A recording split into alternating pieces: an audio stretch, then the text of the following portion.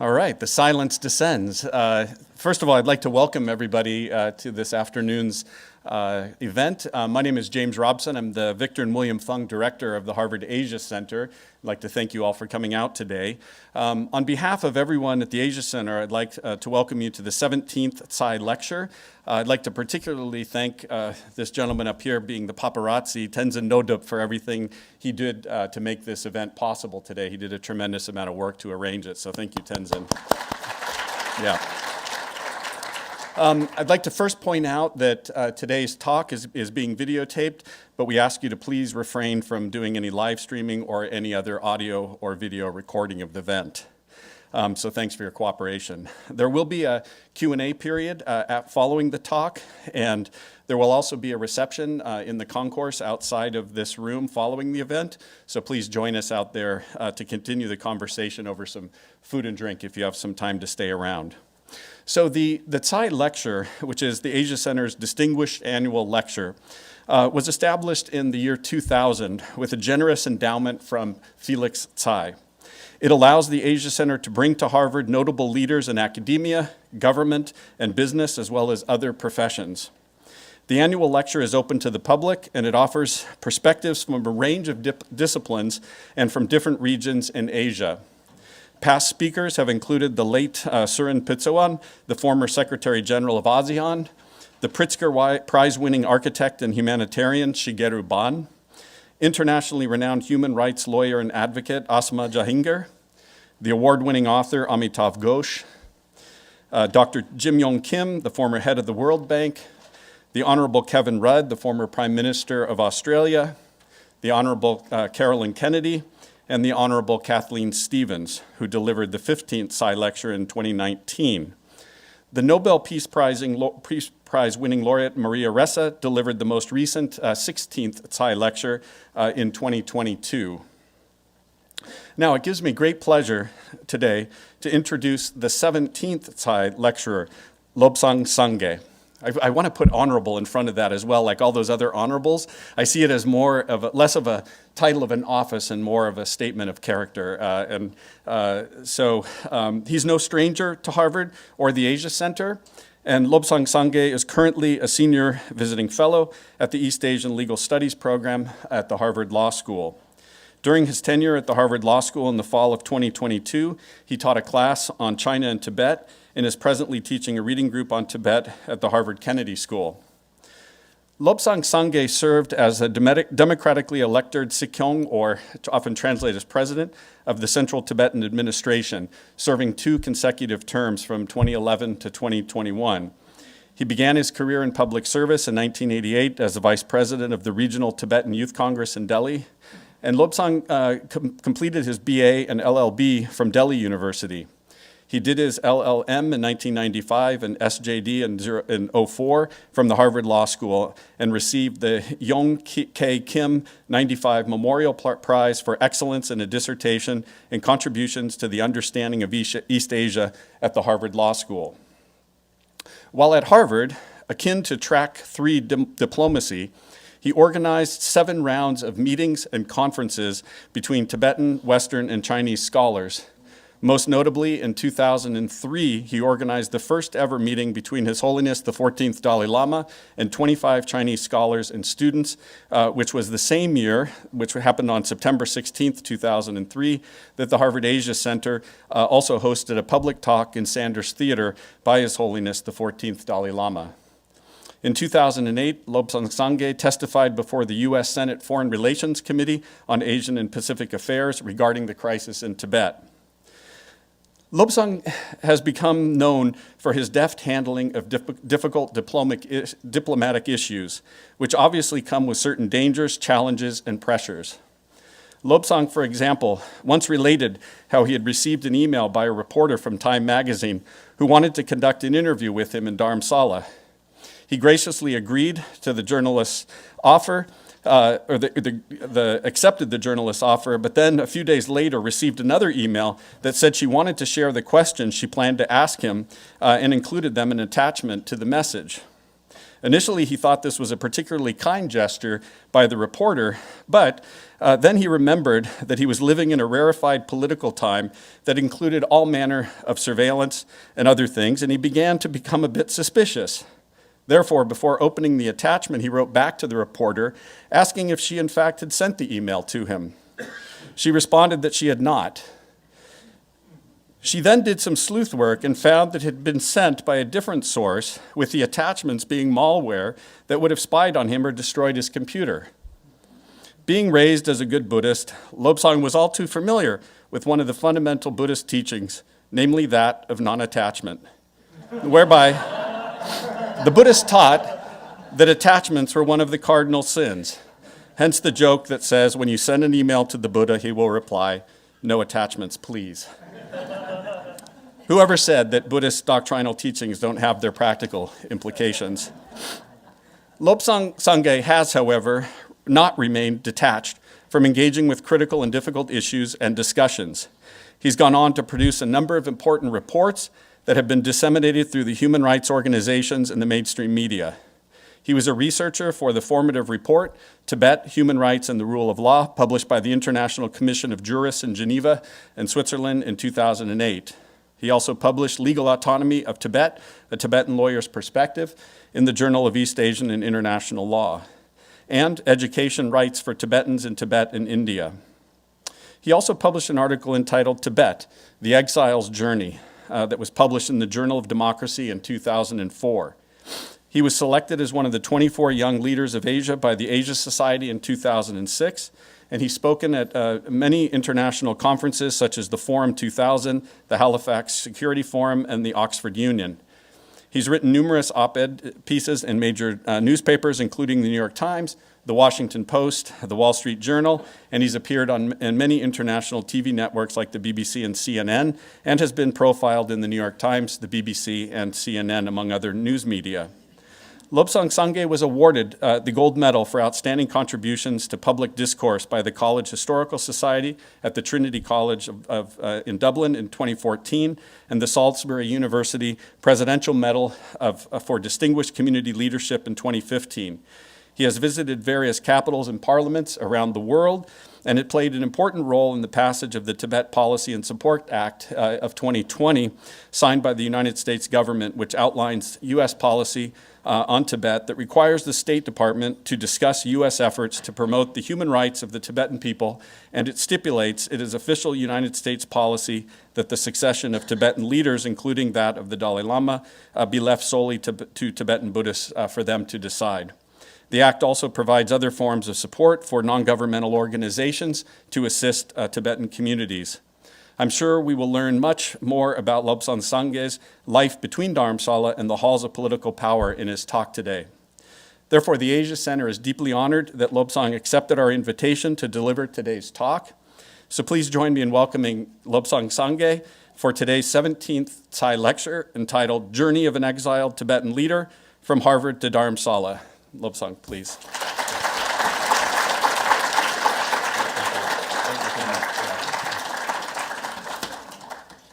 I met Professor James a few days ago before my talk, and I confided to him that if nothing else, if you could hype my bio, so that even if my speech won't be interesting, at least from the bio I look good. So he agreed because he has been to Dharamsala for 7 months. So I said, if you have some sympathy, if you owe something to us, at least hype my bio. So thank you for that. And also it's true, the Buddha's teaching is still relevant. Whenever you receive an email from a suspicious source, don't open your attachment. Non-attachment is still relevant. As a matter of fact, once, it was my early days in my administration, I sent an email to only 3 people about my trip to Washington, D.C. What we should do, who should try to meet, and Secretary of State and all that. And then 7 days later, it got leaked. And how did it happen?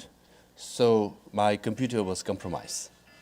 And once, I was taking a flight from, Delhi to Dharamsala. So I opened my phone. As I looked at it, I could see my contact disappearing right in front of my eyes. So all disappeared. So attachment, please be careful. It's a great honor and privilege. Actually, I can't believe I'm standing here because all my professors, Laoshis, are here. Yeah, I feel like I'm giving my dissertation exam again, you know. I'm a bit anxious as to what would happen. And then it's very courageous and noble on the part of Asia Center, Professor James and the staff of Asia Center to, you know, give me this very prestigious platform, you know, 17th Thai lecture. And then because of which so many Tibetans are proud, and then they have come all the way from New York and Vermont and Connecticut, you know. So it shows that your decision, Asia's the center's decision, is much appreciated. And Tenzin Gudla has been architect on this. Actually, we plan to do it on March 10th, which is the 64th the anniversary of our National Uprising Day. But it happens to be on Friday, which is the beginning of our spring break. So hardly there won't be anyone. You know, we could have an occasion, but we won't have an audience like today. So we decided to do it today, and today happens to be Wednesday. White Wednesday is very good in the context of Tibetan culture, because you know it's very auspicious as far as His Holiness the Dalai Lama's birth signs are concerned. So that's why I'm wearing green belt. Green also symbolizes not just green environmental sense, but also about His Holiness. So I'm trying to dedicate this, you know, talk to all the Tibetans, you know, and especially to our leadership, His Holiness the Dalai Lama. And today I'm going to talk about, you know, first how I ran for position, you know, then election, and how Tibetan administration is and how it's run. And then one of the most crucial issues is the dialogue with the Chinese government. If there's any hope, what happened, whether there's a prospect for solution or not. And then, you know, part of my leadership, if there's any theme today, it will be leadership, crisis, criticism, and compassion-based courage. So if you're a leader, crisis and criticisms are bound to happen. As we say in Buddhism, right? Impermanence and emptiness are two sides of the same coin. Similarly, leadership and crisis and criticisms are two sides of the same coin. So that's what I'll try to share. In that context, I'll explain to you about the self-immolations that took place in Tibet and how difficult it was as a leader to make a decision or a policy statement. And then my visit to Washington, D.C., part disappointment, part appreciated because the Congress would meet with you, but not the executive. And then the travel around the world with similar experience. And then finally, I'll go get back to Washington, D.C., where finally we managed to pass the Tibetan Policy Support Act, and how important, relevant the issue of Tibet even is. So that, you know, policy act, the law, makes it very clear. So that will be the summary of my presentation.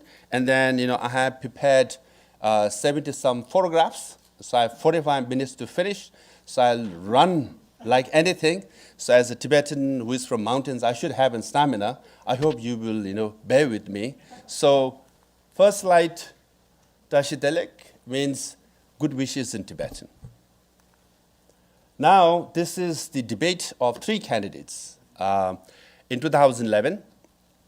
So on the right-hand side of me is Tenzin Tedongla, former Prime Minister. On the left side is Tashi Wongdilla, the most seasoned, experienced minister in the Tibetan cabinet. And we had other candidates in the preliminary round as well. Now, can you imagine, I was the youngest, least experienced, never worked in administration, you know, and never worked even as a member of parliament or cabinet, and I decided to run for the highest position in the Tibetan government exile. Partly because when I was studying at Harvard, all my professors told me that you can do it. Anything you aim for, you can do it. So I said, what the heck, I'll do it, you know. Then I landed up in the debate. Then I realized these are very senior people. I have tremendous respect for both of them. And, you know, there's a long story. We had a very friendly, good debate. Then here we are. Tibetans are very excited to vote, you know. They have this green book. Now, I think it's only in the Tibetan community where you must pay your freedom tax. Then only you get to vote. You don't pay, you don't get to vote, right? So Tibetans have lined up, and one monk is thinking as to who to vote for. And like two women, they are so enthusiastic. They brought their toddlers in hand and they're praying before they're voting. I hope they're praying for my success. And then, they voted. And here I was, this is a later photograph, I was criticized during election, bringing the American system of election to the Tibetan society. My goodness, look at him. He's shaking hands with people, kissing babies. That's scandalous. Tibetan society, we should not do that. If we are fighting for Tibet leaders, trying to elect a leader of freedom struggle, and they get people vote for you. You should not go asking for votes. And here's a bit of a negative campaign. This at the back, there are my posters. It was pasted on the walls of Dharamsala, and people wrote Nyamnyung me, means no experience. You can see. English also, yeah. This guy has no experience, and there's a big no over there, and there's a sad face over there. So some people were clearly very sad that I was running for it, But I gave a smile, anyways. And this is in the remote village of Ladakh. Look at these people, so committed. It's so cold outside, And then they are voting. And if you're wondering how safe our voting booths are, here they have a hand in a sunny day. They're all outside. They're checking their green book, and then okay, you go in. Very Buddhist way of checking your green book and going in and voting. And look at this. Now, if anyone who suspect that there might be some manipulation ballot boxes, we don't, because look at these volunteers. They're carrying ballot boxes at minus 30 degrees Celsius.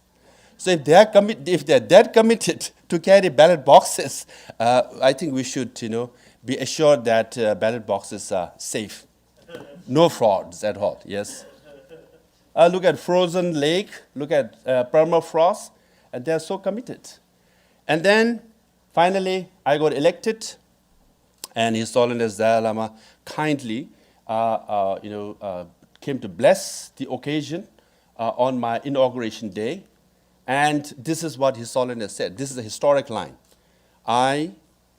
Today, my long cherished goal is realized.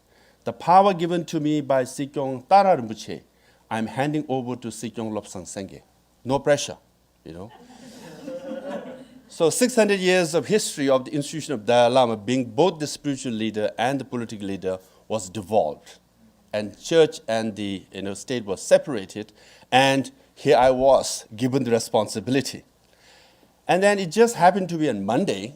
That's when His Holiness, because next day His Holiness was leaving. So it was August 8th, right? So the oath I took on August 8th, and I said, why not do it at 9 a.m., 9 minutes and 9 seconds? So in Chinese, it translates as Papa, Cho, Cho, Cho, So it's like prosperity, prosperity, longevity, longevity, right? So Communist Party of China cannot criticize me, right? So that's how it became popular. But then some Tibetans said, my goodness, you are, taking the oath as the leader of a Tibetan movement. How can you schedule it as per Chinese calendar, But I think I did last, for 10 years, so longevity worked. And our budget doubled, so prosperity also worked in retrospect. So, and, that occasion makes it very clear. As far as Tibetans are concerned, democracy is a gift from His Holiness Dalai Lama. At every crucial stage when power has to be devolved, in 1960 to have the first parliament, in 63 to have a constitution with the provision to impeach the Dalai Lama. Dalai Lama insisted that there has to be provision to impeach me. And in 1970s to elect a minority representative, and in 1990 expanded the parliament, and then in 2001 direct election of Khalil Tribo as Prime Minister. All this happened because His Holiness Dalai Lama insisted, right? So that's why we always say that democracy for Tibetan people never fought, and it was given as a gift to Tibetan people. But then, cartoon says, whenever parliament is in stalemate, whenever they come to a difficult decision, they say, we have to ask Dalai Lama. He has already devolved, but we insist that we ask Dalai Lama. So that's why he said, the democracy was a gift. You can't return the gift, And then, this another example, we had a Tibetan referendum. So Tibetans were given a choice to choose independence, autonomy, or self-determination. And His Holiness Dalai Lama said, now you all should choose what you want to do. And you decide. The Tibetans said, no, you decide. And I said, no, you decide. And actually, we have decided that you decide. Actually, it happened. What happened? There were three choices, but they put a fourth provision saying, whatever Dalai Lama decides, we will listen. So that was the outcome of the referendum. So the democracy is truly a gift from His Holiness Dalai Lama. That's precisely the reason why he didn't want Tibetan community and the movement to rely only on an individual. He wanted to devolve his authority, separate the church and the state, and introduce democracy. And that's why, the election of Sikong and the power devolution took place. So this is the buildings of Tibetan Secretariat or government exile. In fact, over 7 years, I demolished most of them or built new ones. All these were brand new. And then, so it looks nice over 10 years. But over 7 years, during the construction, I was criticized right, left, and center by almost everybody because they have to walk on the porthole. It was so noisy. It was so dusty. After 7 years, when everything came out all right, they said, yeah, it's okay. That's all I got, right? But then as I was walking into this building, Professor Bill Kirby was in charge in building this building, right? So I suggested to him, why did you make the top round? Because you're losing a lot of space. If you make it square, you get a lot of space. And Bill Kirby said, you don't have aesthetic tastes, so leave it to architect. Now I prove him wrong because all my buildings are square, maximum space, and aesthetic taste with Tibetan touch, windows and doors. Right? It looks nice, right? Especially this one looks nice, So if Bill Kirby is here, please tell him that, architecturally, I'm, right. This is my building. This not my building. Actually, this is the building of the Cabinet Secretariat. And this is the Parliament. Now, our Parliament is really rigorous. I don't want to say Wild West, but any of the 45 members of Parliament can ask any number of questions. For example, we have two sessions, one in the March, one in the September, for 10 days or 12 days, 14 days. Once I had to answer more than 200 plus questions over 3 days, right then and there. They ask you questions, you have to answer right then and there. So 0 hour of House of Commons in London is child's play. And that record was broken by the colleague of Home Minister. She had to answer 300 plus questions over 5 days. Can you imagine? But how do you answer questions if they ask immediately? Smartphone helps. And then parliamentarians were quite naughty. They banned phones from inside Parliament building. So now the executive ministers, they can't look at phones. But then I said, for national security, I have to carry my phone. So I was allowed. Right? So I cheated a bit anyways.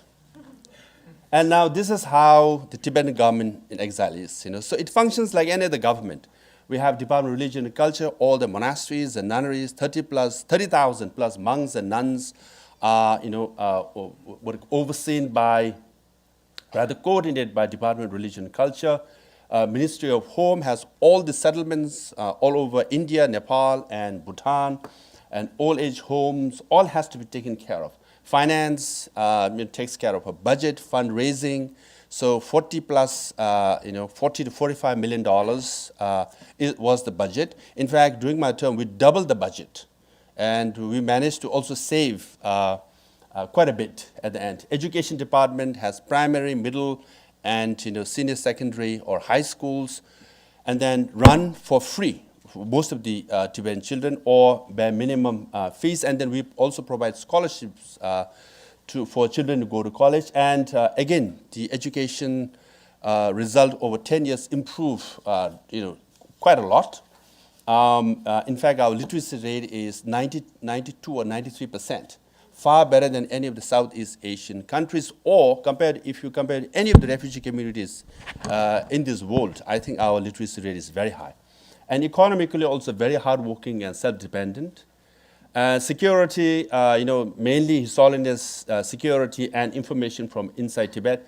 And information and international relations, I'll come to that. And health department also pretty good. During COVID, we handled it very good. So over 10 years, all the departments, perform pretty well. So if you have any specific questions as for the details, please ask me. I'm happy to share with you.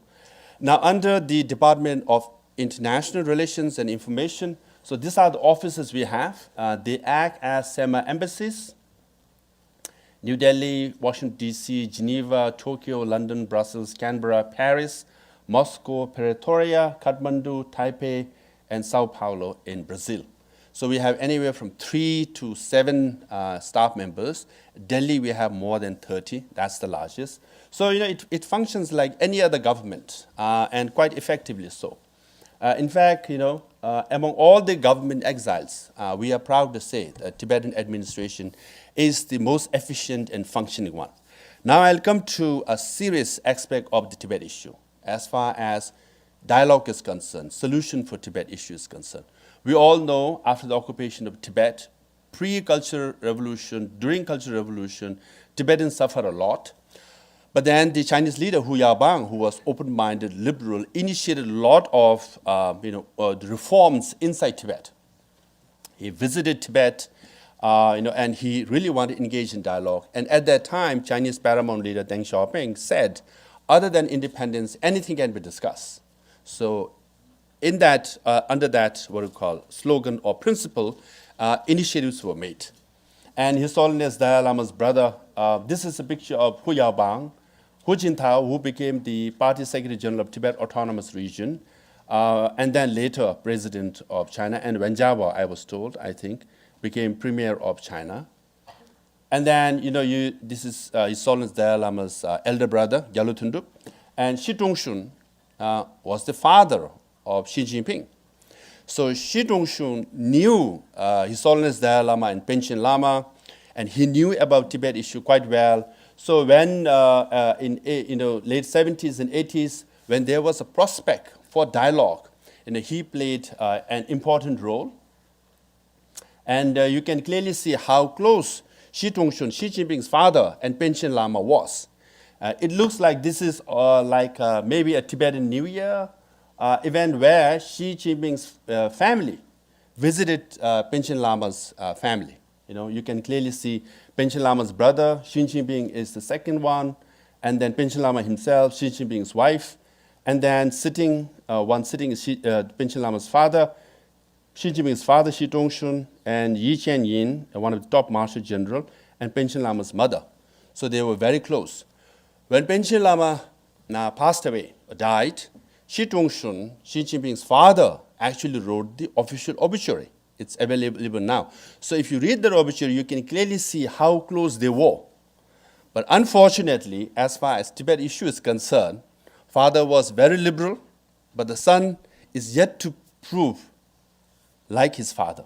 Let me put it politely. Now, as far as dialogue is concerned, during Hu Jintao's time, primarily started in Cheng Zemin's time, during Hu Jintao's time, two envoys of the Dalai Lama, Gyalpo Rinpoche and Keza Genzela, went to China officially 9 times. So they have 9 rounds of dialogue. They did have discussions, and one unofficially, and met with the Chinese counterpart. The one in the middle is the vice chairman of National People's Consultative Conference, Tu Qingling, and then on the extreme left is he was the vice minister of Tu Wenchun. Yes, he was the vice minister who actually was a hardliner. So from 2002 to 2009 and 10, so they had 9 rounds of dialogues. So they had a lot of engagements. But then ultimately, there was no breakthrough per se. So when I got elected in 2011, I visited Dharamsala before I took the oath in May of 2011. So 2 of the envoys came to me and asked me, and what should I do, whether they should continue with the dialogue. And I said, very much so. And they also wanted to do it. And I said, please, whatever you have to do, we must have this dialogue and continue to have this dialogue. Because when I was here at Harvard for 16 years, my main effort was track 3 diplomacy, as James said.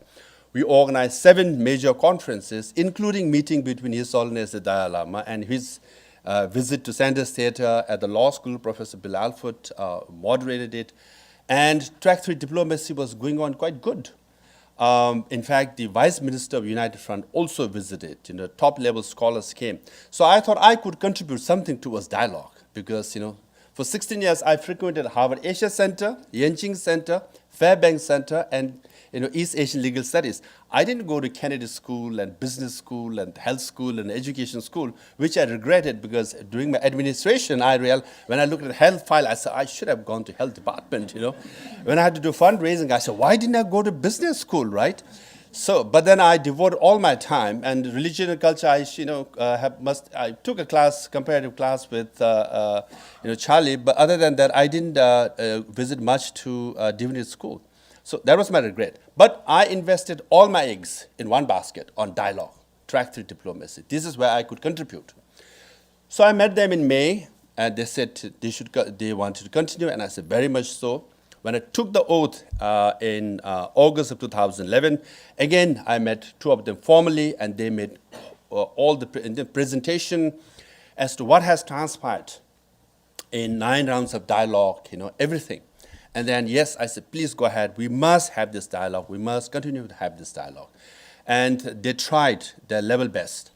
And at last stage, they were trying to contact their interlocutor or the contact in Hong Kong who was passing on the message to the United Front. Then they were meeting. And then they were saying, well, the contact in Hong Kong is not responding positively because Beijing is not responding positively. But I insisted, please try again. At the end, 2 of them wanted to go to Hong Kong and meet the interlocutor, and I said, please, very much so. Finally, Khesan Gyaltsela went, and he came back with a report, a negative report. So when I actually took over June of 2012, situation in Tibet was very grim. And then, they resigned. So as you might know, as per His Holiness' vision, our policy still is to seek genuine autonomy within the framework of Chinese constitution and within China. That's called middle way policy. Because Deng Xiaoping said, other than independence, anything can be discussed. So His Holiness Dalai Lama and Tibetan leadership believed that and then had 9 rounds of dialogue thinking we will get some kind of genuine autonomy for the Tibetan people. But after 9 attempts, in fact, they submitted a document called Memorandum of Genuine Autonomy, listing everything what constitutes genuine autonomy. And Chinese government, especially Tu Wei-chun, was not happy. He just said this is semi-independence, hidden independence. He had a press conference and dismissed it. And then the envoy submitted another document called, clarification or statement on the memorandum. That was also rejected. So that's when I went. So when I took over, situation inside Tibet was very grim. It was very, very tense, and self-immolation started happening. And 2 envoys said, now we tried everything possible. It's not working, and we resign. So they resigned. Now imagine, I invested all my eggs in one basket, dialogue, here at Harvard. I didn't go to business school or other schools, trying to get other skills. And the dialogue went just out the door in my very few months of my term. Now, what would you do, right? Now, the crisis happened. Self-immolation in Tibet. Tibetans started burning themselves. So there was one in 2009. So March of 2011 on, so I was getting elected, preliminary round was going on, I took over, 12 self-immolation happened. Now in 2012, 85 self-immolation happened, meaning there was one every 4 days. So it was very emotionally heart-wrenching in the Tibetan community, inside Tibet and outside Tibet. Our supporters and friends everywhere, they were writing and they were commenting about it, where they were like, mixed feelings as to how to respond to this. Now, Tibetan people, obviously, you get emotional. And then they're like, each time there was the self-immolation and someone, the news comes out, there was a candlelight vigil in the evening. Everywhere, all the schools, all the community, where Tibetans all over the world, the candlelight vigil, and they were all saying they are martyrs, they are the heroes, they are the patriots, and we must salute them. So it was very emotional, and understandably, the sacrifices made by Tibetans inside Tibet were, welcomed and appreciated and applauded by Tibetans. Now I was under pressure. now to make a call, to make a policy statement on this. So I had to think a lot because every morning you get up and you get this bio of a young boy or a monk or a nun or a woman burned, himself, herself, and then one or two every day. And then now how do you respond to this? And as a human being, I felt, I can't say, burn yourself. I just could not come to saying that. But if I said don't do it, how would inside Tibet react? Especially those who committed self-immolation and their family members. They might say, we sacrifice for our cause, and who are you to say don't do it?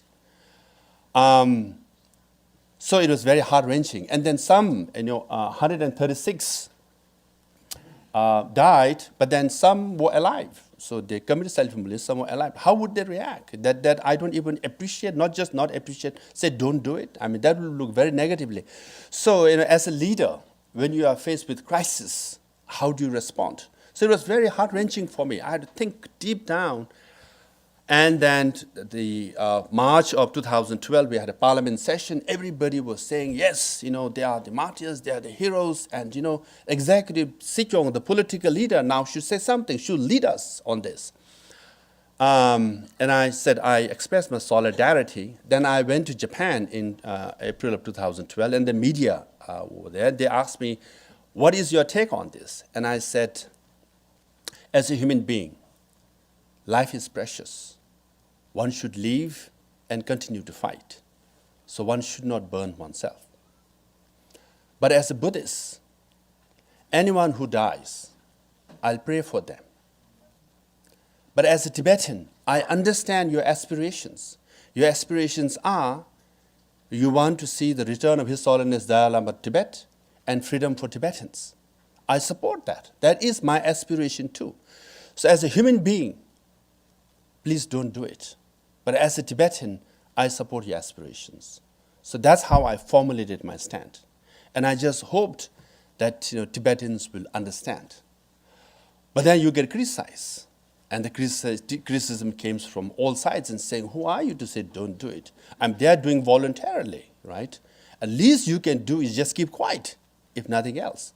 And why they're committing self-immolation? The genesis of self-immolation is because, number one, inside Tibet, when you protest, you get arrested, you get imprisoned, you get tortured, and often you die in prison.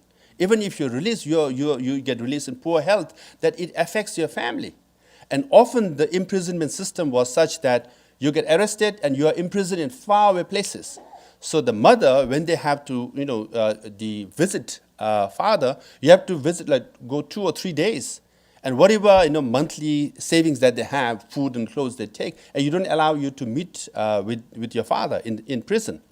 So when you do that over 5 years, 10 years, it bankrupts your house, and the children are neglected, and they're ostracized and legally anyway discriminated anyways, right? So they suffer a lot. Hence, the self-immolators concluded, if I burn myself and die quickly, I die quickly, and I don't have to go through suffering and torture, and my family also, they don't have to suffer.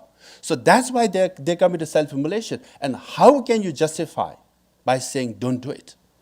So as a leader, you are faced with crisis, you have to make a judgment call. So I made that, and then there were criticisms. Obviously, then you just hope over time people will understand why I made the call. Now, what happened was self-immolation started happening in exile. In Nepal, there was a case. In Delhi, there was a case. Then a high school kid, 16-year-old kid, burned himself. Then it just spread like wildfire in all high schools. It was very heart-wrenching. I came out and say, inside Tibet, they do it because they have no option. They don't have freedom to express in any ways. In exile, you have free to protest, free to organize rallies. You can do all these things. Please don't do it. Then this family of 16-year-old boy was visiting Dharamsala with mother and siblings. Now I came to know about it. Now if I don't visit, that will be very disrespectful. But if I visit, then the media takes a photograph, it's in the front page, then other kids might take an idea and then commit self-immolation. So very difficult. So I visited in the afternoon, and when media was gone, I expressed my sympathy and I expressed my empathy and support. And then young sister looked at me and said, can I make a request? And I said, yes, what can I do?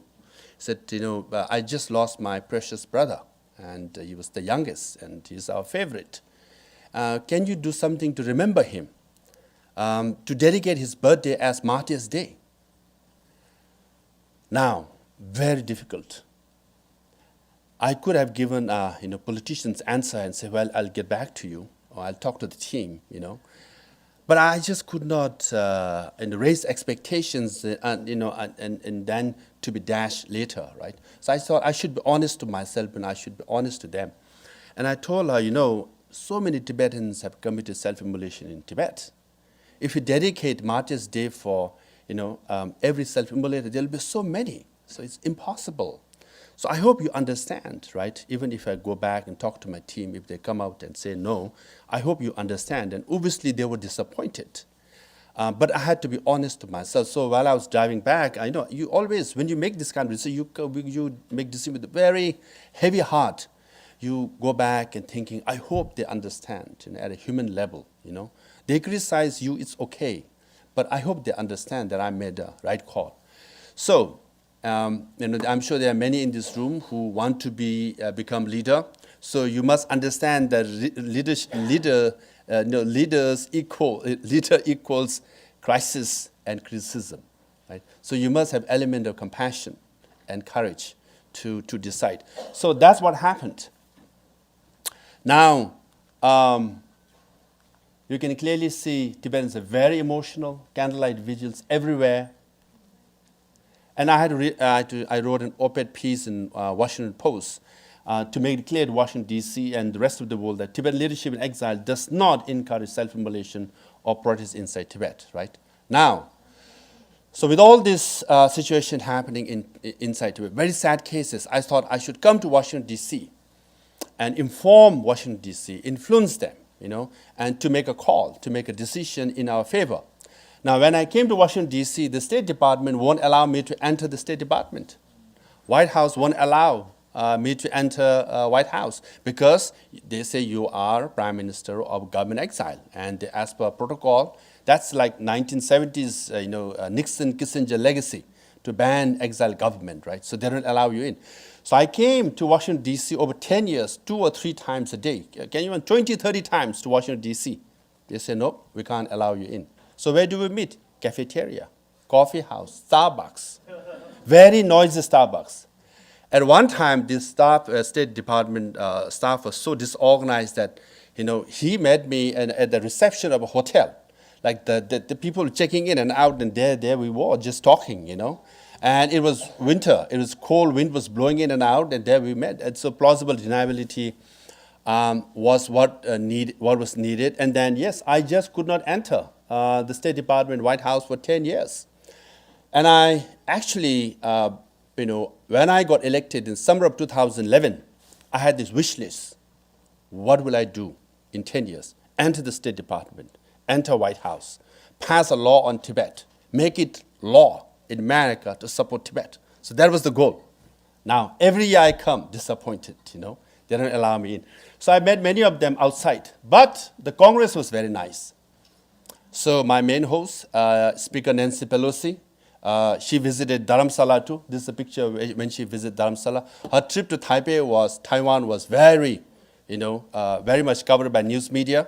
But she kindly visited Dharamsala, and you can clearly see I've met her many, many times. Very kind, very supportive, hard rock on the issue of Tibet. And my main host in Washington, D.C. was late Senator John McCain and Senator Joe Lieberman. Speaker Boehner, and Senate Majority Leader, late Senate Majority Leader from Nevada. And then I have many photographs of senators and congressmen. I don't want to show all the photographs. Some even Harvard graduate, because you will be quite, disturbed by the image, And Yale graduates I met. They're very nice in supporting Tibet, okay? But it was not just Washington, D.C. Even Europe, Norway. This is a photograph of Norway, our foreign ministry, I think. The foreign minister of Norway refused the support from 2013 to 2016.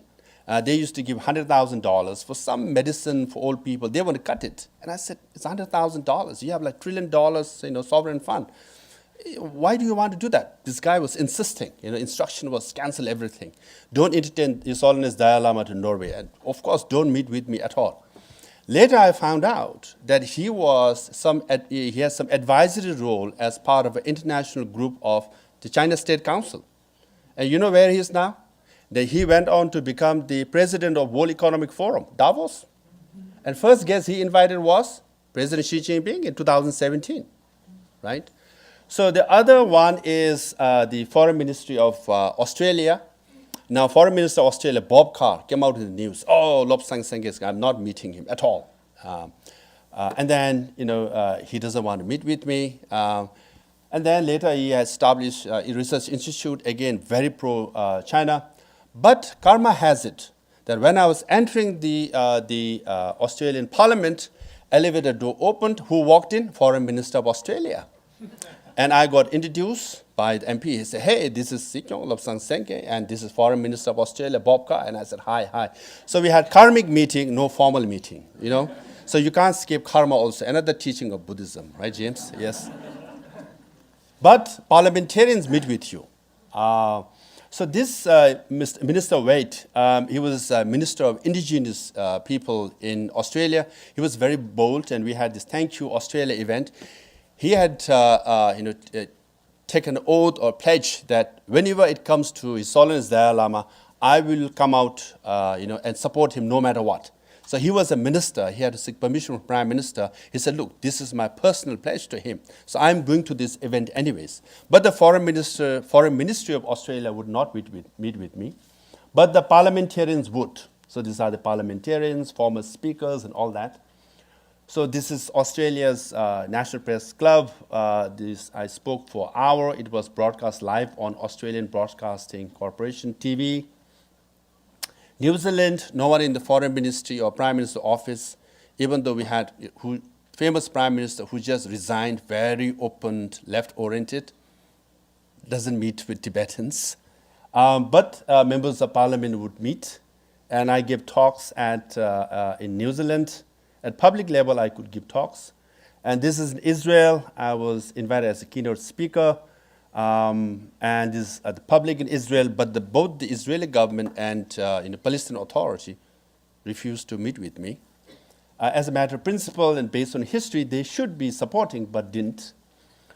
And then, because this Asia Center, I'm trying to focus more on Asia. So Japan, Shinzo Abe-san, he was very kind. He was my main host, actually. So, I visited, as I said, in April of 2012. Of 4 or 5 public events, he came to 3 or 4 of them. He was my main host. Here I was speaking at the Parliament Building number 1, and Shinzo Abe-san is here, and Madam Sakurai, a very influential figure in Japan, always hosted me. And this is recently, actually. Now, Japan has the largest Tibet support parliamentary group. 100 members have joined. All the parties, except for Communist Party of Japan, have joined. And the majority are from the ruling party. And India, you can clearly see, I can go travel, give speeches. There's like 20,000 students. I have to show you all the good ones. And this is a Thank You India event in Dharamsala where culture minister, cabinet minister of the federal government came, and the senior BJP leader Ram Madhav came, and the former chief minister or the governor of Himachal and the minister all came. So we have a free interaction with cabinet ministers in India, very supportive. And he was the speaker of the parliament. Now he's the vice president of India. So you can clearly see they didn't mind.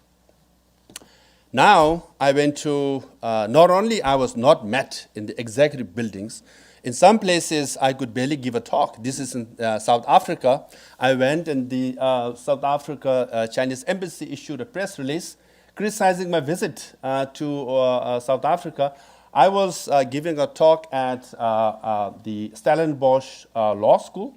It's a private law school.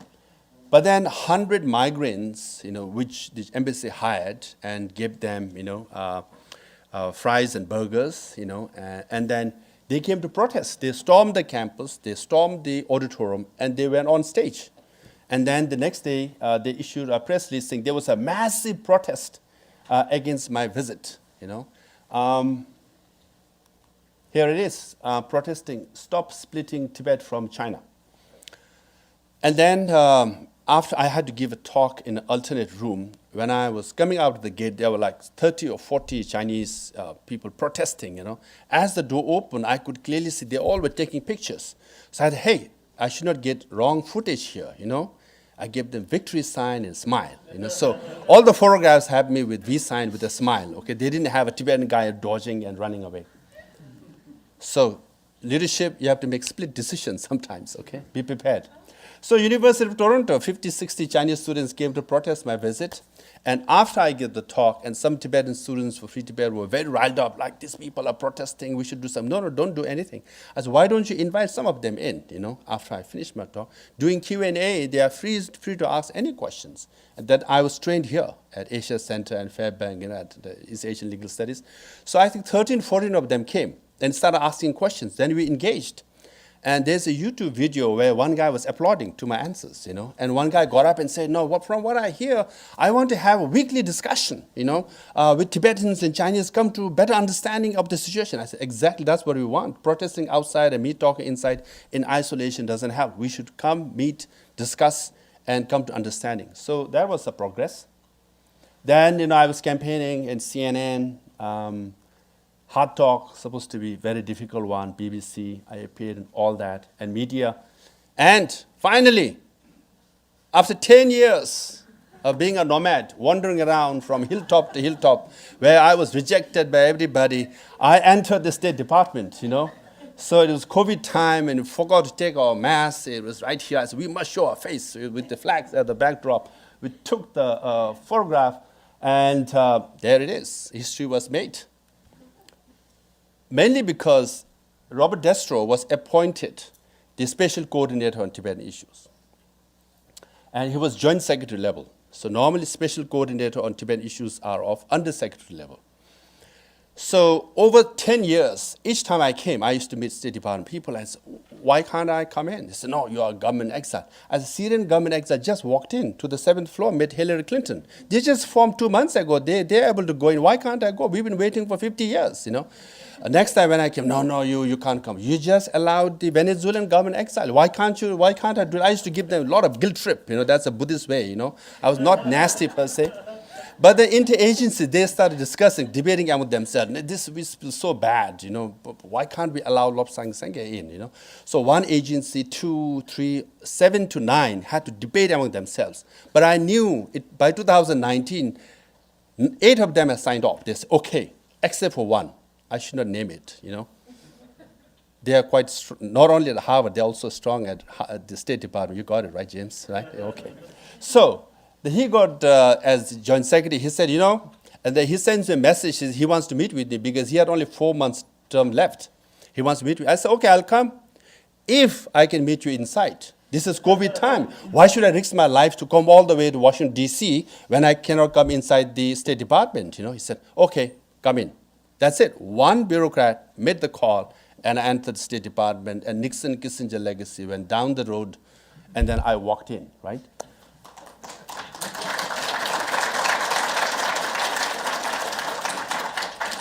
And obviously, Chinese government was very unhappy, and Chinese Foreign Ministry spokesperson called me an anti-China separatist. China firmly opposes Lobsang Sangye conducting anti-China separatist activities in whatever capacity, name, or country. So in fact, the spokesperson in Chinese said Lobsang Sangye has done nothing good for Tibet in his entire life. So that's my kind of achievement in life. So Harvard degree is, I've done nothing good, Harvard degree included, I think. So there it is. And then we also entered the White House. So Ngurdup Seringla was the representative of His Holiness Dalai Lama to Tibet. And there we were, posing, making sure it's recorded, without face mask. And it was covered in news media. And someone criticized by saying, oh, this Hail Mary pass, and Lobsang Sangye should have waited for the next administration to come. Then I could meet with the entered the White House during Biden's administration. I waited 10 years, right? That was enough for me. I had a few months term left. So if you have patience, if you have persistence, you can make things happen. And then finally, I said, okay, entering the State Department is good, White House is good, but we need something solid. We need a law. Make American government support you. So finally, we passed Tibetan Policy Support Act 2020.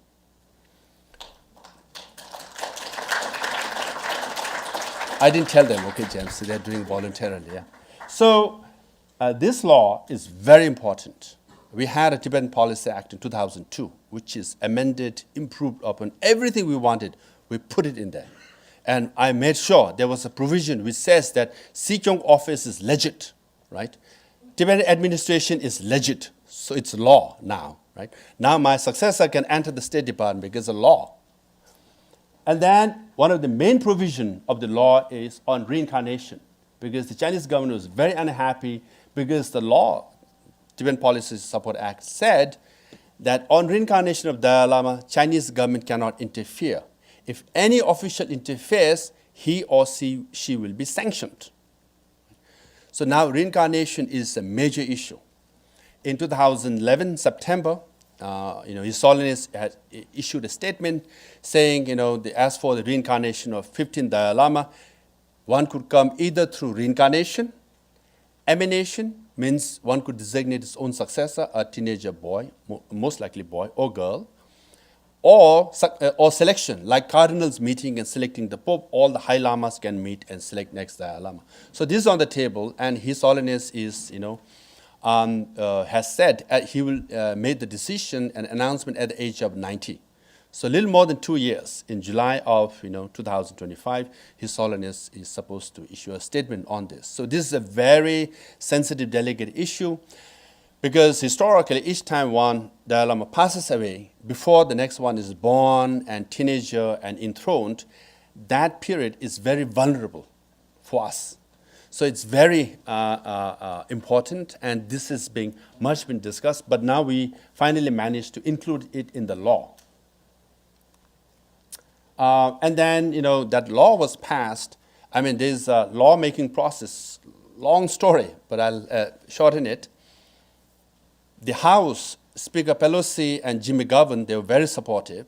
So they, said we can get it done. So they passed it very quickly, but it took us 18 months to pass in the Senate.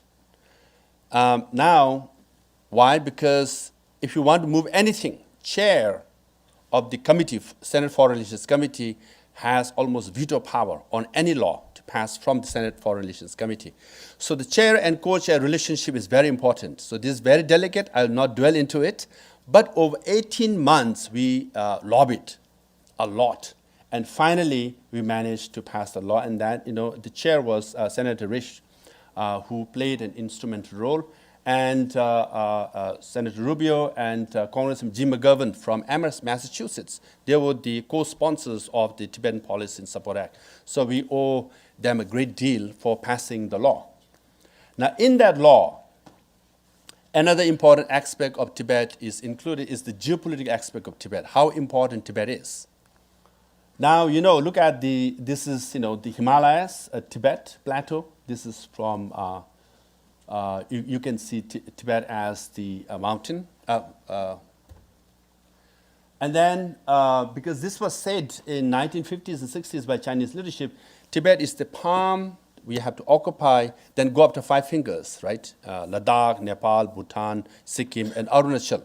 So this was stated way back in 50s and 60s in Peking radio. So Tibetans are heard over and over again. So in 50s and 60s when Tibet was invaded, we also made an appeal at that time to government of India. I said, hey, if Tibet is occupied, India has to pay a heavy price. If you save us now, it will help you. It didn't happen. Now, what's happening is that this is what's happening. Now, China controls that part of Kashmir and claims all these yellow dots. And Arunachal Pradesh, it's a province in India. It's called South Tibet, by China's claim. And these are the 3 western sector, central sector, eastern sector are 3 friction points. So there's we all read about Taiwan, potential conflicts in Taiwan, but not much is read about India-China conflicts, but this is becoming very serious. For example, in 2017, in the central sector, in Doklam area, Chinese incursion took place, quote unquote, from Indian side in the Bhutanese area, and they have built up helipad and whole military base camp. And India was nervous, and India sent around 20,000+ troops, and they were like facing each other, right? And finally, they moved back maybe 100 or so meters away, but still, 30,000 troops from both sides are facing each other. Now, worse happened here in the western sector, in Galwan Valley in Ladakh. At night, hundreds of Chinese troops cross river and attack Indian troops with rods and sticks and stones, and killed, I think, more than a dozen of them and injured 100 of them. It became a sensational news in India, all over India. This is like an insult to us, killing our people and injuring our people. So again, 50,000 Chinese troops moved in, 50,000 Indian troops moved in. Now, at the moment in Ladakh, it's like minus 10, 20 degrees Celsius, okay? It's very cold. Now, 50,000 troops are facing each other. And then recently in Arunachal, similar inroads were made by Chinese troops. But, the Indian troops had the upper hand. They were on top of a hill. So they managed to push back because Indians had long lathis, So the small rods didn't help. So they pushed back. So conflicts are going on. Border incursions, from 100 a year to 200 to 500 a year. Is happening. So again, if there is a conflict with India and China, why Tibet is important? Because there was never a land border between India and China. It was always Tibet. Tibet as the buffer prevented these largest populated countries from facing each other. Now they're facing each other because Tibet is occupied. So Tibet becomes very relevant. And now in India, Tibet issue is becoming important. Indian troops are told to learn Tibetan language, because if you learn Ni Hao, it doesn't help you, because when you cross the mountain, you meet Tibetans, you don't meet Chinese on the other side. So they're learning Tibetan language and Tibetan history, Tibetan culture. So Tibet is very, very important. Now recently, I just watched an Indian blogger taking out bloggers from China. They're distributing these maps in China, claiming all these areas as Chinese areas. Look, Kashmir, whole of Arunachal, all this territory. And this map is more scary. Look, all this territory is part of China. So Chinese bloggers are saying all these territories are part of China, and Indian bloggers are saying, look, this is what China is claiming, so this is more dangerous, we should be prepared. So hence there's a heightened tension in India and China, and Tibet is in the middle of it. So that's why Tibet is very important. Another reason Tibet is so important is, at one time, Indian leaders used to say, nothing grows in Tibet. Even a grass won't grow. But now a lot of things grow in Tibet. Look, copper, gold, iron, lithium, 70% of lithium in Tibet, in China, is in Tibet, right? Second largest copper mine in China is in Tibet, in Zomda area. So you just name it, 130 some minerals of billions of hundreds of billions of dollars worth of minerals are in Tibet. And then the Chinese government and Chinese companies are not only to be blamed. Canadians are also very busy mining Tibetan minerals as well. So again, from mineral point of view, now mineral scarcity in the raw materials is very important. Tibet has plenty of minerals in Tibet. So that's why Tibet is called Xizang, means Western treasure. It is a land of treasure. Now, third reason why Tibet is very important is because Tibet is the water tower of Asia. Now, we all talk about Antarctica and Arctic as, yes, the highest and the second highest or the largest snow is there in Antarctica and Arctic. But when they melt, it goes to ocean. But when the Tibetan, the glaciers melt, it forms streams, it forms tributaries, it forms rivers, and becomes a source of fresh water for 1.4 billion people, right, in the whole of Asia. So in that context, as far as the fresh water is concerned, Tibet is more important than Antarctic and Arctic. Now, conveniently, Chinese government has not signed the UN Convention on Water Sharing. And Asia, by 2050, the population in the world is supposed to be 10 billion, right? Of which 5.26 billion will be in Asia, of which 60% will be in urban areas, meaning they need more water, more energy, more food. So water is vital in Asia, and Tibet is the source of all the rivers. You can see Yellow River and Yangtze River, cradle of Chinese civilization, right? Starts from Tibet. Mekong, Salween, Irrawaddy, whole of in ASEAN countries. Brahmaputra River for Bangladesh and northeast of India. For Indus, Satluj, all flow from Tibet. So Tibet is vital as far as water is concerned. And then, you can name just any of the UN Secretary General, Boutros Ghali, Kofi Annan, Ban Ki-moon, all have said there is a potential for conflict over water. Water is very important. World Economic Forum came out with a report in 2015 listing potential crisis. And number one crisis was water. Right? So Tibet has plenty of water. As a Buddhist, we've been sharing our water with all our neighbors without charging. Now we all pay, to buy water, right? Had we charged, we would have been like Norway, actually, and quite rich. So Yangtze River is drying up. Look at this, in the drought in China. So even Chinese environmentalists are calling to declare Tibet as a national reserve. Protect Tibetan Plateau, not for Tibetan sake, but for our sake. This is where our water comes from. The roof of the world determines our climate, our weather. So Chinese environmentalists have appealed to the Chinese government as well. Unfortunately, the glaciers of Tibet are melting so fast. Look, this is all snow. Now, 1921, 2009 has disappeared completely. This all snow, 1933, 2006, all disappeared. By 2030, in 7 years' time, the snow or glaciers over Tibetan mountain will be less than, the melting of glaciers. So the restoration of snow will be less than, so it's the turning point. So more snow will melt and more snow will fall on Tibetan plateaus. So this will lead to a crisis in Asia, and Asia is going to have the largest population in the whole world. So you can clearly see why Tibet is so important. Now, so I think I made my case how I ran as an election, went around, finally managed to enter the State Department, White House, passed the law. Now it's a law in America to support Tibet. And Tibet issue is very, very important from geopolitical, geographical point of view. But today, speech, this honor is very special for me. And for me, it's a tribute to Harvard, because Harvard transformed my life, made me who I am. So this high lecture, it's a great honor and privilege. It's in a way, it's a statement of Harvard University.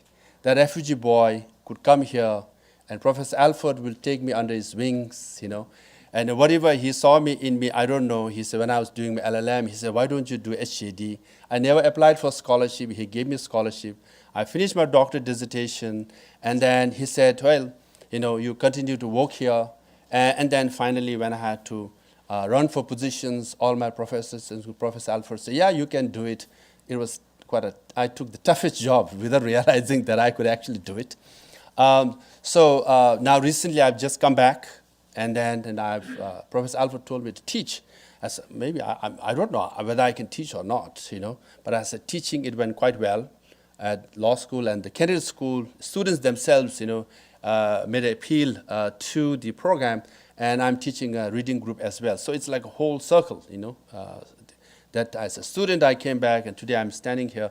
So I hope I passed my test, and Charlie and Janet, Joe, so many of my old friends, professors are here, all my friends are here. I'm extremely grateful, and some of the professors who I know, like late Professor Isra Bogul, Mark Farquhar, they have left this world, but they were very, very supportive, in track 3 diplomacy.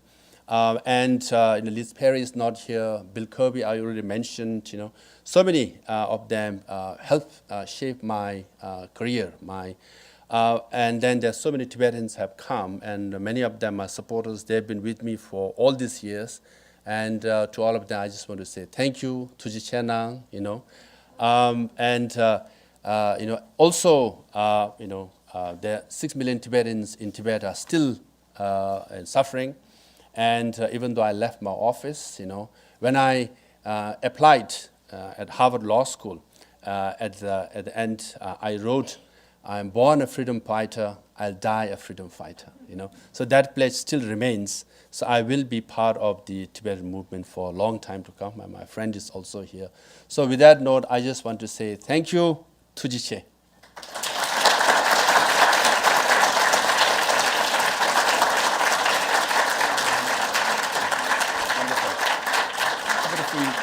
We can go over here and take some questions.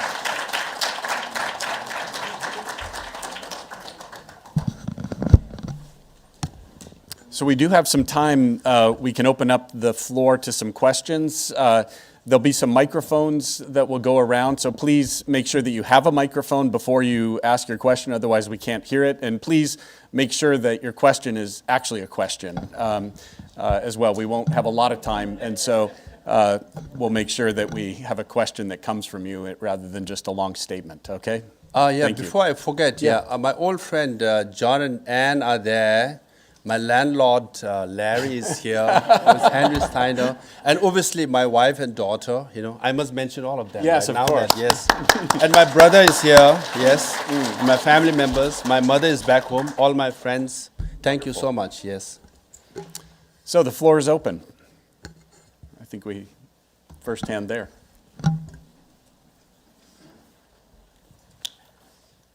Hello, thank you for this inspiring talk. I'm from Venezuela, and we have almost 20% of our population also now in the diaspora and outside of our country.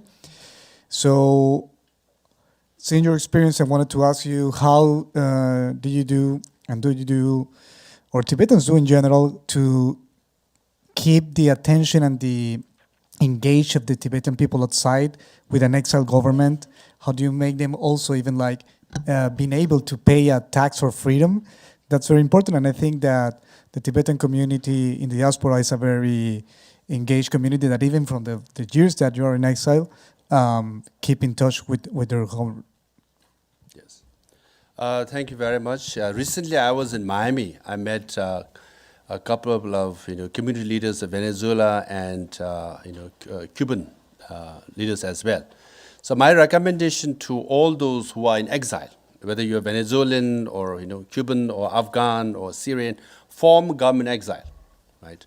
Now you don't have to be like Tibetan government exile with all this administration, but at least you can have a parliament where you can meet once or twice every year, where all the stakeholders can come and share your experience and vent and criticize each other, but there will be a center where everybody will come to agree, and that center will be an alternative to the Maduro's regime in Venezuela. So I know there are 7 million Venezuelans outside, and I think 600,000 only in Florida. So you are much bigger in number than us. So you can definitely form a government exile. So I can be your consultant. Because I have an expertise in how to run a government exile. Actually, I wrote my dissertation under Professor Alfred and the Professor Wanderkaib and Henry Steiner on democracy in exile, how democracy in exile can function. So when I write that book, I think hopefully Venezuelans will read. My recommendation: form government exile. Otherwise, when you are scattered all over the world, and then after some time, it's easy to get disillusioned. It's easy to get cynical and easy to fight among yourself. But if you have a government exile, all the different views and criticisms you have, you come to a center, to the parliament. Then you talk to each other. You might disagree vehemently. You criticize each other vehemently. It doesn't matter. But you always come to the center. And as an exile movement, on the one hand, our job is easy. All you need to do is survive. On the other side has to remain powerful and get more power, because you have to sustain. And then it's just a cycle of life, right? If you look at any great power, they come and go. So you just have to survive and you will succeed. Next question. How about, actually, we'll go first there and then to you over here. Thank you. Thank you. Yeah, Thank you so much for the talk. It was really interesting. My name is Hongmin An from the Divinity School from Korea. So my question is about the identity, as a Tibetan identity, right?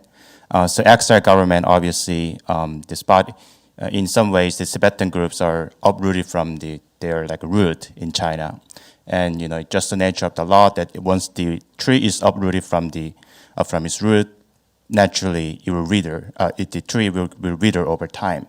So what can you do to like this maintain or preserve this heritage over time when this in a way is an uphill battle that time is against you? Well, there are many, communities in exile. The Jewish people for thousands of years, were in exile. But then within the Jewish community, if you study, there are like liberal, conservative, orthodox groups, right? All play their roles. So similarly, in Tibetan community, we try to have, for example, Tibetans in Boston, we have Sunday school, and where Tibetan language, Tibetan dance, Tibetan music, Tibetan religion and spirituality is also taught, right? So, and that's how we preserve. And then the Tibetan government exile, what we do is we publish, the curriculum. Now, in Tibetan schools in India, this curriculum is for Tibetan history, Tibetan language and culture. But for Tibetans in diaspora, it's like Tibetan language curriculum for how to speak, how to read, and how to write. So Tibetan as a second language. So that's how you have to keep your Tibetan community or exile community well knit, coordinated. So we have Tibetan Association in Boston, which functions very well. Again, I think the request is made not to make video of this talk, right? yeah. Down here first, if there's a microphone, yeah.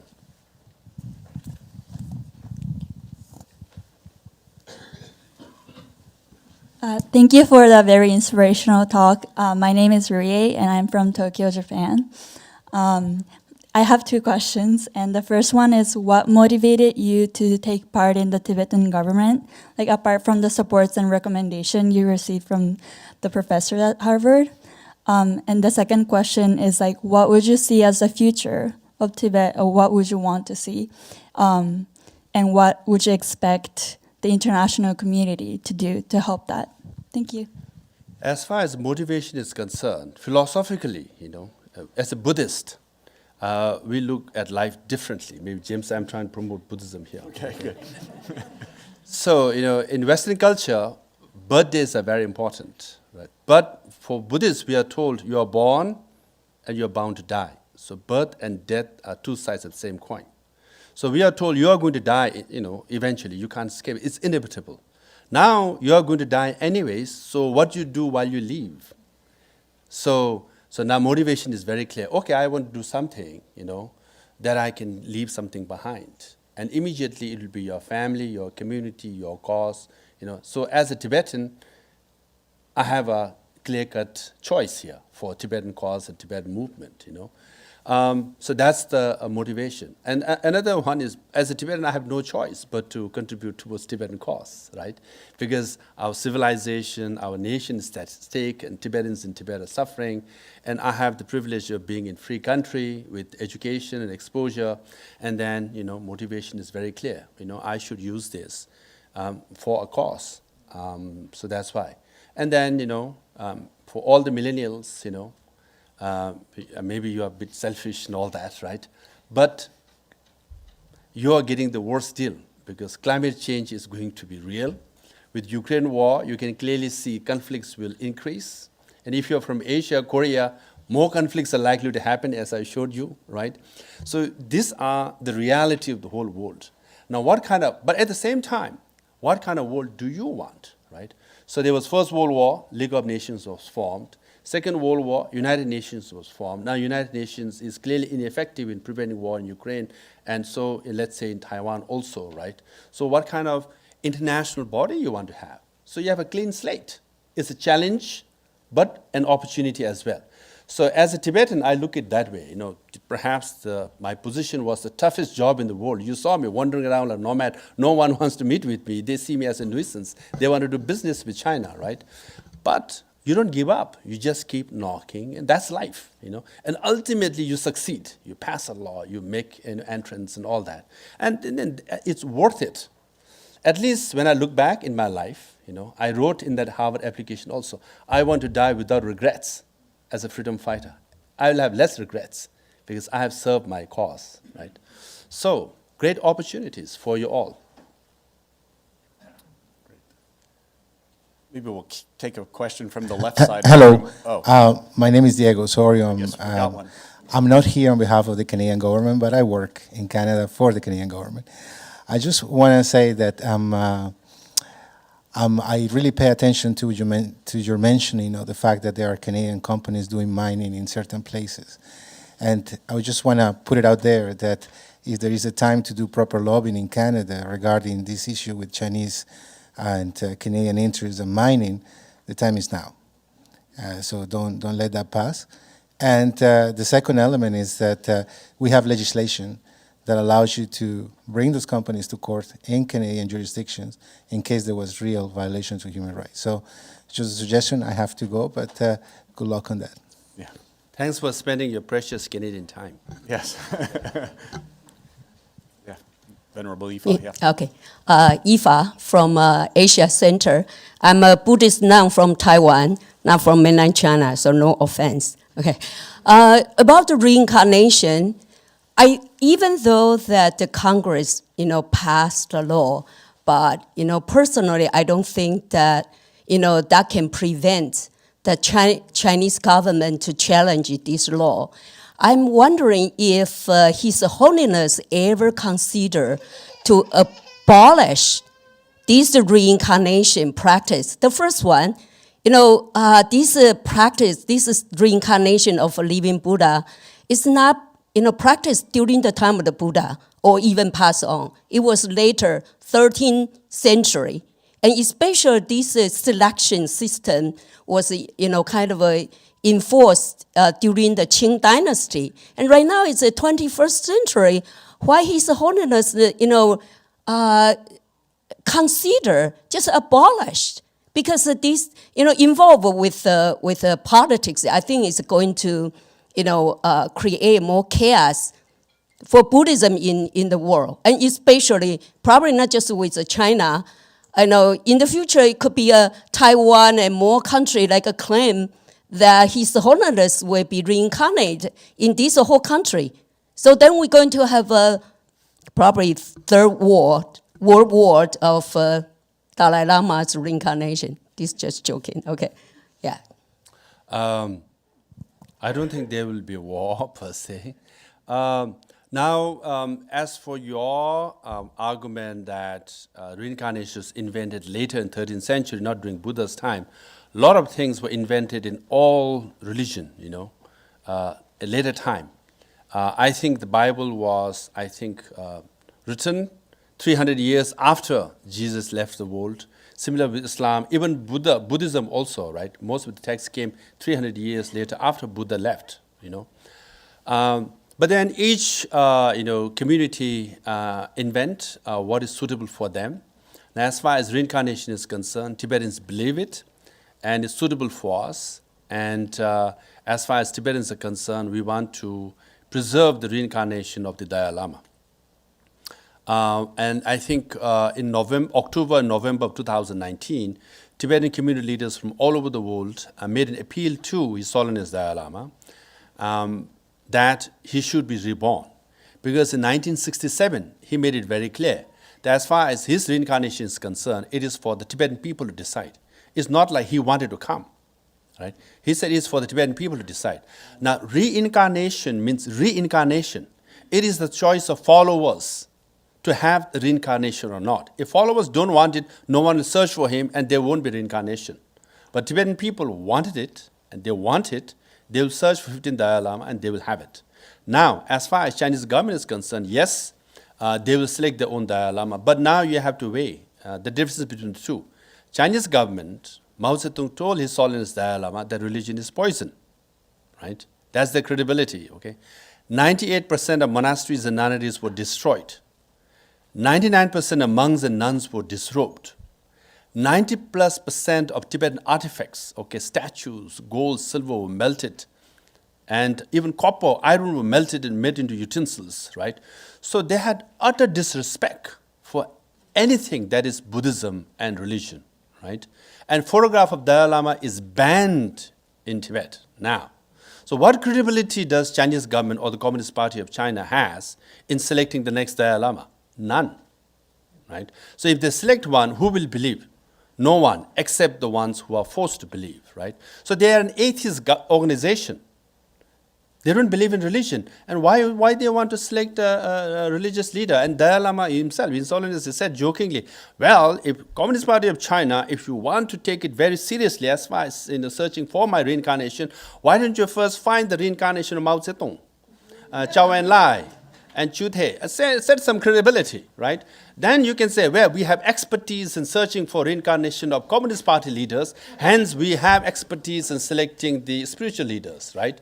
So they have zero credibility. So as far as Tibetans are concerned, it's pretty clear that our Dalai Lama, directed by His Holiness Dalai Lama, will be the real one. So as far as, Charlie said, you're a believer or non-believer. You believe in your reincarnation. If you don't believe, then that's your problem. So as far as Tibetans are concerned, it's pretty clear for us. Sorry, it won't be abolished, okay?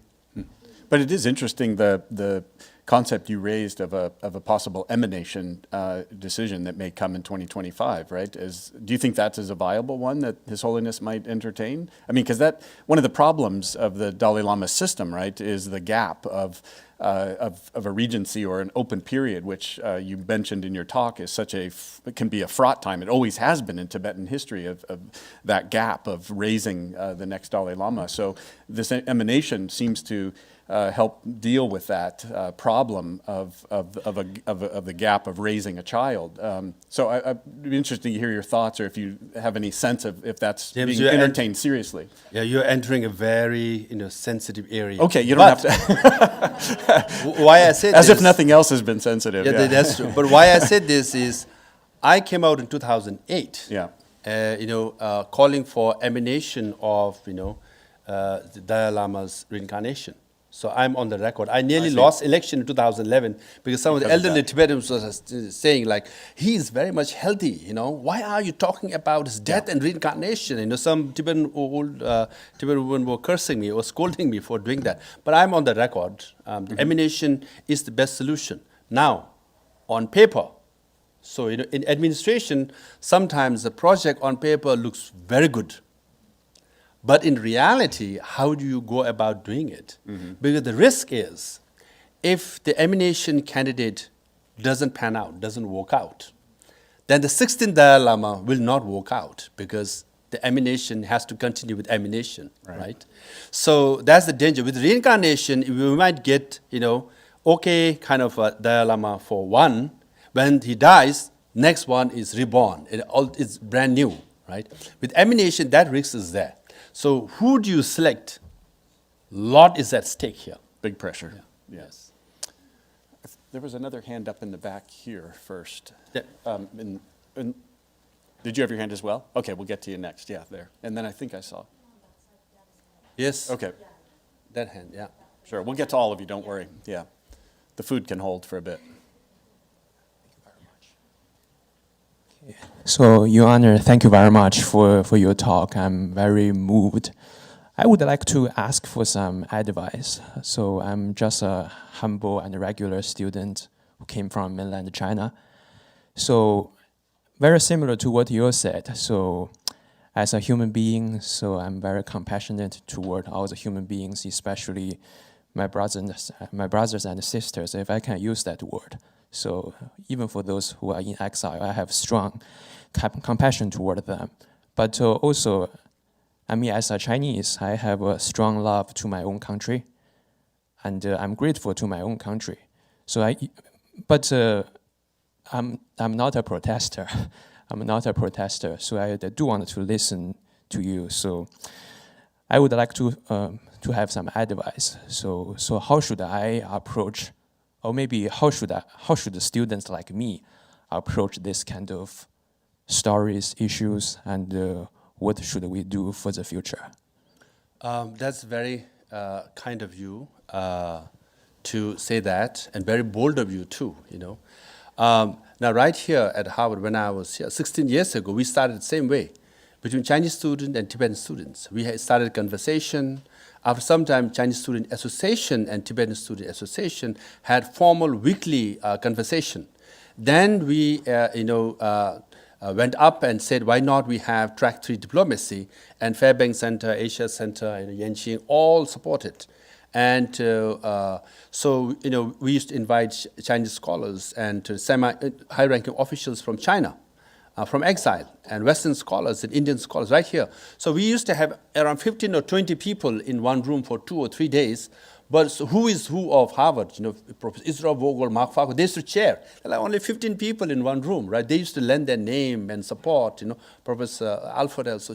So you can do great things at Harvard, But I must caution you, and it's a bit risky nowadays, okay? So I personally, I just feel, I wish, we could do that. So we have Yatinza Dara here. She's a student here, Tibetan student.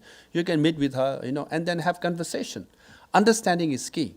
So that's why when Deng Xiaoping said, other than independence, anything can be discussed, His Holiness took it very seriously. He said, okay, we will not seek independence if you give us genuine autonomy within the Constitution of China and within China. That's as reasonable as one can get. Because Chinese government always says sovereignty and territorial integrity cannot be compromised. He said, okay, we get that. Now why don't you give us genuine autonomy as written in the Chinese Constitution? And unfortunately, that document, Memorandum of Genuine Autonomy, was not taken seriously by, Chinese government. So that's where we are. Thank you. Great. We're going to try to take 3 more questions here in the back first, and then here, and then over here. Thank you. Great talk. I'm a Chinese visiting scholar at Harvard.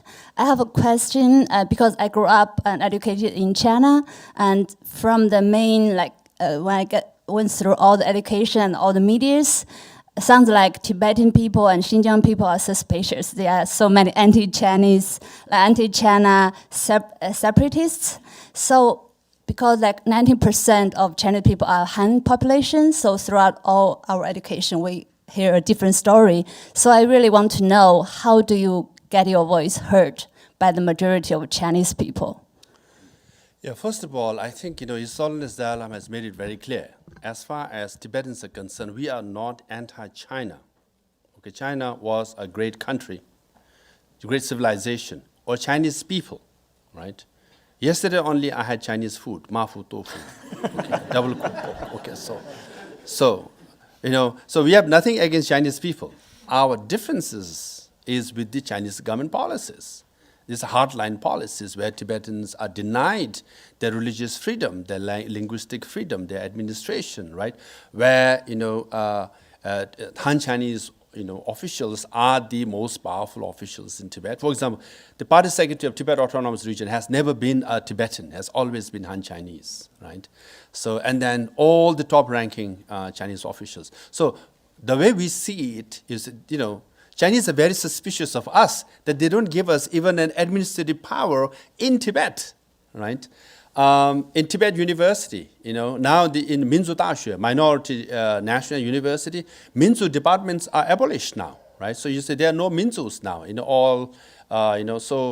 so all these things are happening, and then that makes us suspicious. And then I know if you have gone through Chinese education, you are told Tibetans are barbaric, backward. Tibetans are very grateful we are there, right? And then often you have watched the movie Nung Nung, Yeah. and then say, wow, Tibetans are so bad. They live in caves. They are so filthy, dirty. But there was a documentary made by Communist Party of China as a propaganda. These were Tibetan actors. They were made to put charcoal on their face and come out like this from the cave, right? The Tibetans don't live in caves, okay? So this is a propaganda, and people believe that, right? And so this, I think, we all must know. And then Tibetans are, what they call, the Dalai Lama was a theocratic leader. He was so cruel. No one liked him. But Chinese government has no problem with theocratic system. They're doing business with Iran. And the theocratic leader is welcome in China, and they go shake hands and buy oil from Iran, okay? With the feudal system, autocratic system. With North Korea, they have no problem. North Korea is facing a lot of problem, but it's one of the allies. So all these propaganda are made to believe to the Chinese people at large, and they believe that they're ignorant. And then when they first see Tibetan talking, they're like, "Why are you protesting? We thought you all are very happy. That's what Chinese government told us, right?" Then I had a very good, interesting argument. I asked a Chinese friend. I have many Chinese friends. Okay, so I said, "How much of Xinhua News Agency and CCTV do you believe?" They say 50-50, 50% true, 50% not true. But on Tibet, which 50% is not true and 50% is true? On Tibet, it's 100% true. I said, how can it be possible, right? So if you read Xinhua News Agency and what they describe about Tibet, you say it's 50% is untrue. So first start with that and listen to Tibetan, then they will give you the 50% of it. Great. We'll take 2 more questions. If we can keep them a little bit short, that'd be great just for Sure. time. Yep. I'm a fellow at the Harvard Kennedy School. I'm from Hong Kong. And I think the Tibetans and the Hong Kongers have something very essential in common, which is that the one country, two system formula was supposed to be offered to the Tibetans. And you mentioned that you have been very reasonable in trying to make that work and not seek for independence.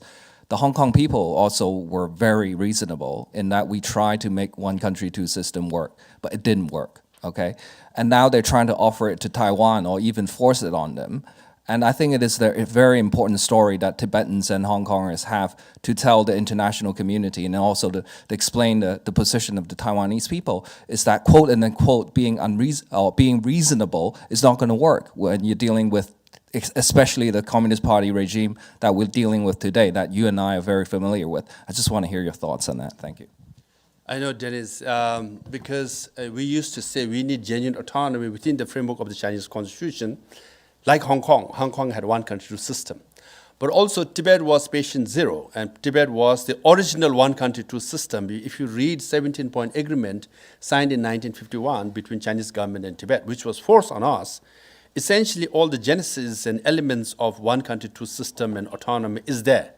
But it's just that from 51, 59, all the provisions were violated, and His Holiness was forced to flee to exile to India, right? Now, when we seek genuine autonomy dialogue, that's the argument we make. Now, the counter-argument made by Tibetan Youth Congress, the Students Free Tibet, others more, hardliners, or rather, they are, quite strong. They say, look, Hong Kong, they had one country system, it didn't work. Why are we asking for something that didn't work with Hong Kong? So that now it has kind of dented, the argument for a middle way approach in genuine autonomy. Even then, His Holiness is still sticking to his middle way approach. So that will make the Chinese, people understand how difficult His Holiness Dalai Lama is in, right? Still, he's advocating some kind of win-win situation, compromise for Tibetan people. Great. Our last question here. Thank you. It's always great to see you speak. I'm in your study group as well. My question is a slightly zoomed out question. I think in the context of where we are in the contemporary world, there's a lot of discussion on the future of the nation state and what the next iteration of the contemporary nation state would look like. And it seems that self-determination and separatism are two sides of the same coin. In that context, what lessons would you draw or seek to give to other nations denied across the world as to nudge the envelope of the nation state to be more municipal and yet and more inclusive of different nations within a particular state? So making states more municipal, but is that the future? I mean that's also a question. Yes, at one time we used to believe in globalization, everybody together. But recently there is this trend towards nationalism, inward looking. So we are in a different world scenario. But, there are several examples where it has worked and it is working. For example, Quebec, South Tyrol, and Scotland, Basque, even Northern Ireland, right, with Good Friday Agreement, they have limited autonomy, so it's working. So if Chinese government would like to look at models there are many models which are working. And all these models are based on element of trust or understanding at least, that both sides come together. There will always be an pro-independence element, let's say in Quebec or in Scotland. But majority seem to agree to be in association with UK and to enjoy high degree of autonomy. So if Chinese government want, and then it's not just want, they have already promised on paper. So Tibet autonomous region is supposed to be autonomous. Xinjiang autonomous region is supposed to be autonomous, right? Problem is there is no autonomy and it's controlled by Han Chinese officials. And that has led to the problem. So similarly with Hong Kong, also one country, two system, right? Problem was the national security law was imposed on them and Han Chinese officials, came heavy-handed, and that disrupted the equilibrium that was, there, in Hong Kong. So it just, the coming to understanding, to be more mature, to be more, understanding, to be more compassionate, So that's the element is needed with the Chinese government and also with war in Ukraine everywhere. I think, generally conflicts could be avoided if there is an element of I don't want to say trust, but some element of trust or respect on each other and come to understanding through dialogue. I think that's a perfect place to draw this to a close. Trust, respect, compassion, and dialogue lessons I think everybody can take home. Before you vigorously applaud our speaker tonight, I wanted to just present him with a very small token of our appreciation for giving the 17th Tsai lecture. We enjoyed it very much, learned a lot, and thank you very much for all the work you've been doing. Thank you. Thank you so much. My pleasure. Really, really excellent. Yeah, thank you. Thank you. Thank you. So please join us out in the concourse. There should be food and drink and ample space for people to talk and carry on the conversation. So thank you all very much for coming this afternoon. Goodbye.